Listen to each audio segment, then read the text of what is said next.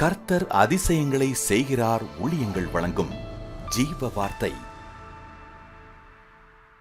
இந்த நாளிலும் கர்த்தருடைய ஊழியக்காரன் உங்களை வாழ்த்துகிறேன். இந்த நாள் ஒரு புதிய நாள், புதிய காரியத்தை ஆண்டவர் செய்வார். சோர்ந்து போகாதீங்க.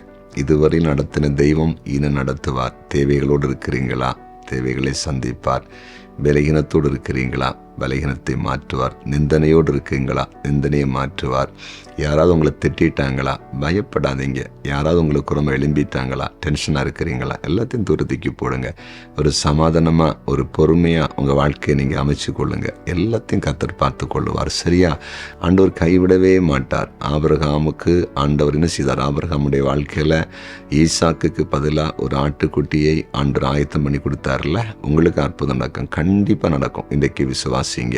இந்த நாளில் நீங்கள் ஒரு அதிசயத்தை பார்க்க போறீங்க. சில வேளையில் நீங்கள் ஒரு தேவைக்காக எதிர்பார்த்திருக்கலாம், ஒரு அற்புதத்துக்காக எதிர்பார்த்திருக்கலாம். அது கண்டிப்பாக நடக்கும். இயேசுப்பா செய்வார்.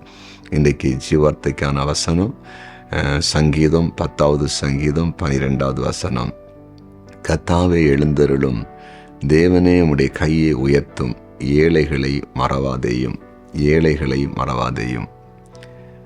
பாருங்க, ஏழைகளை மறவாதையும். ஏழைகளை மறக்க மாட்டார். ஏழை எளிய மக்களை நம்முடைய ஆண்டவர் மறக்கவே மாட்டார்.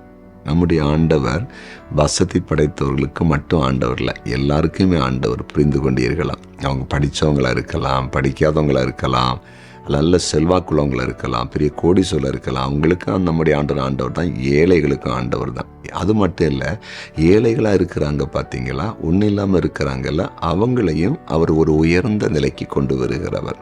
ஏன்னா 1 சாமுவேல் 2 அதிகாரத்தில் அங்கே 8வது வசனத்தில் அன்னாள் சொல்லும்போது சொல்லுகிறார்கள், அதாவது சிறியவனை நம்முடைய ஆண்டவர் புழுதியிலிருந்து என்ன செய்கிறாரா? உயர்த்துகிறாரா. எளியவனை குப்பையிலிருந்து உயர்த்துகிறாராம். பாருங்க, அப்போ சாதாரண நிலையில் இருக்கிறவங்கள உயர்த்துவார். இன்னும் இங்கே ஏசியத்திற்கு தரிசன புஸ்தகத்தில் வசனம் இருக்கு, சின்னவன் 1000 சிறியவன் பலத்த ஜாதியும் ஆவான் என்று பைபிள் சொல்லுகிறது. எல்லாரையுமே உயர்த்துவதற்கு போதுமானவர். அதனால நான் ஏழையா இருக்கிறேனே, ஆண்டவர் என்னை கைவிட்டுட்டார் அப்படின்னு நினைக்காதுங்க.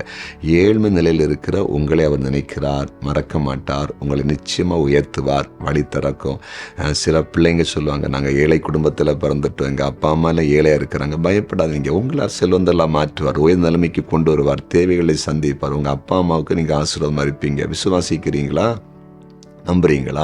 இன்னைக்கு ஜெபம் பண்ண போகிறவங்களுக்காக ஏழ்மை நிலையில் இருக்கிற உங்களை கர்த்தர் மறக்காம உயர்த்தும்படிக்கு ஜெபிக்க போறேன். ஆண்டவர் அற்புதம் செய்ய போகிறார். ஜெபிப்போமா? ஜெபிக்கலாம். ஆமாண்டவரே, ஏழைகளை மறவாத தெய்வமே, நாங்கள் ஏழ்மை நிலையில் இருக்கிறோம், வறுமையில் இருக்கிறோம், கஷ்டத்தில் இருக்கிறோம். ஆண்டவர் எங்களை நினைக்கலையே, எங்களை கண்ணோக்கி பார்க்கலையேன்னு சொல்லி யார் இப்போது அங்கலாய்ப்போடு இருப்பாங்களோ, ஆண்டவரை நீர் அற்புதம் செய்யும். ஏழைகளாக இருந்த எங்களை கர்த்தர் கண்ணோக்கி பார்த்து எங்களை மறக்காம எங்களை ஆசீர்வதிச்சார், எங்களை உயர்த்தினார், மேன்மைப்படுத்தினார். நம்முடைய பிள்ளைகளை சாட்சியாய் நீர் எழுப்பும்படியாய் உம்முடைய ஊழியக்காரன் மன்றாடி ஜெபிக்கிறேன். வறுமையின் பிடியில் இருக்கிற எல்லா குடும்பங்களும் செழிப்பின் பாதையில் வருவார்களாக, இயேசுவின் நாமத்தில் வருவார்களாக என்று ஜெபிக்கிறேன். தகப்பனை வியாதிப்பட்டு சுகமாக்கப்படட்டும்.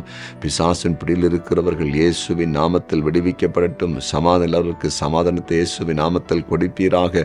இன்றைக்கு பிறந்தநாளை காண்கிற அனைவரையும் ஆசீர்வதித்து ஜெபிக்கிறேன். திருமண நாளை காண்கிற குடும்பங்களை ஆசீர்வதிக்கிறேன்.